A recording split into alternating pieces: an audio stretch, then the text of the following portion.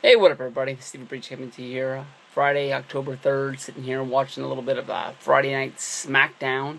And I don't know if you guys were able to check out my Hell in a Cell full show preview, just basically talking about how WWE doesn't have really any plans for what they're going to do with Hell in a Cell yet. But basically, the one thing that I said that they should do in the video is just make sure that John Cena and Dean Ambrose never become friends. And in the very first segment of SmackDown, basically the champ is here.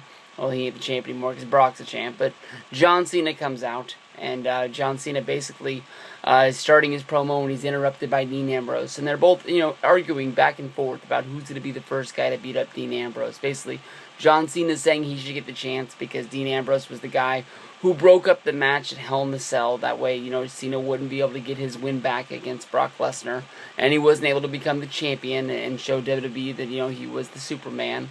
And Ambrose is saying that he's the one that should be able to do it because basically Rollins, tried to kick his head in on the cinder blocks and not only end his career, but basically end his life.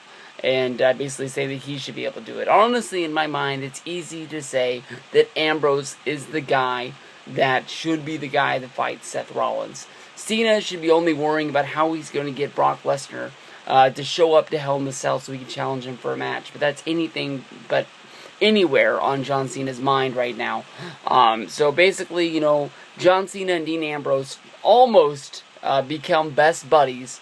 Where basically they're about to shake hands and call each other a truce, where they're not going to kick each other's ass. But in my mind, Dean Ambrose should be trying to attack John Cena at any time. What makes him special and what sets him apart as like this lead babyface of the WWE, which is getting pushed so hard right now that everybody's cheering for, is that he's a wild card. He is crazy. He'll beat up the heels and he'll beat up the babyfaces. The only person that he cares about is himself. Basically the same way that the Shield was, but he operates as a one-man unit.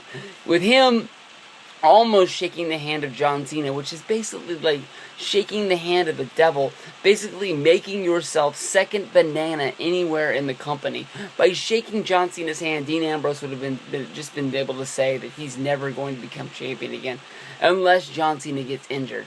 They did, pull off where they didn't shake hands, but they might as well fucking done it because Ambrose was sticking his hand out there to do it at the time when Kane, Seth Rollins, and Randy Orton came on and interrupted them and basically said that Kane and Randy Orton, they didn't really want to fight them on Monday, and then they made it seem like, they were they're tired of bailing Seth Rollins out and not wanting to fight his battles anymore, and then all of a sudden out of the middle of nowhere, Orton and Kane are putting themselves into a match, in this match they didn't want to be in, and they're getting basically a rematch that Seth Rollins had to come down and bail them out of, causing the disqualification, which led Cena to chase Rollins off, which left Ambrose in the middle of the ring with Kane and Orton all by himself, basically, I guess, to get the beat down. But which would fire up the grill between Cena and Ambrose. But just basically, by Ambrose almost shaking Cena's hand, I was very pissed off. I thought that this was